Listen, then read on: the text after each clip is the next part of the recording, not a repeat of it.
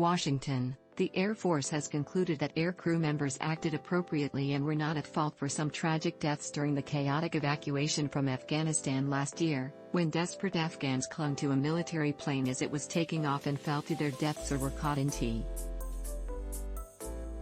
In a statement Monday, Air Force spokeswoman Ann Stefanek said investigations into the deaths found that the crew exercised sound judgment in their decision to get airborne as quickly as possible when faced with an unprecedented and rapidly deteriorating security situation.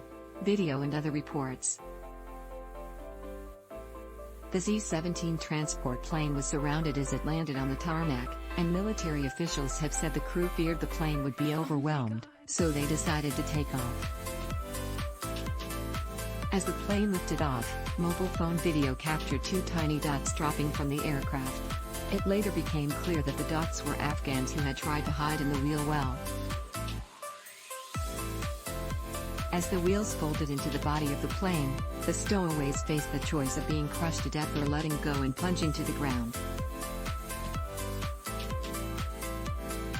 Human remains were found in the wheel well when the plane landed at al-Udeid Air Base in Qatar. "This was a tragic event and our hearts go out to the families of the deceased," said Stefanek.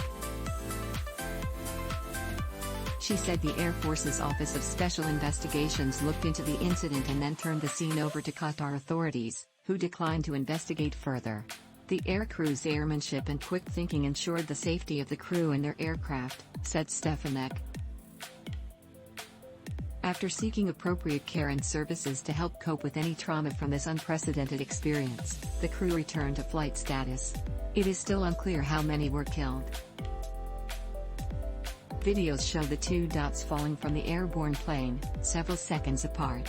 But two bodies landed on the same rooftop at the same time, suggesting they fell together, so the other figure seen falling in the videos could be at least one other person. Afghans later identified one of those who fell to the roof as Fida Mohammad, a 24-year-old dentist. And local media said the second body was identified as a young man named Safiullah Hotak. At least one other person died on the tarmac, crushed under the C-17's wheels.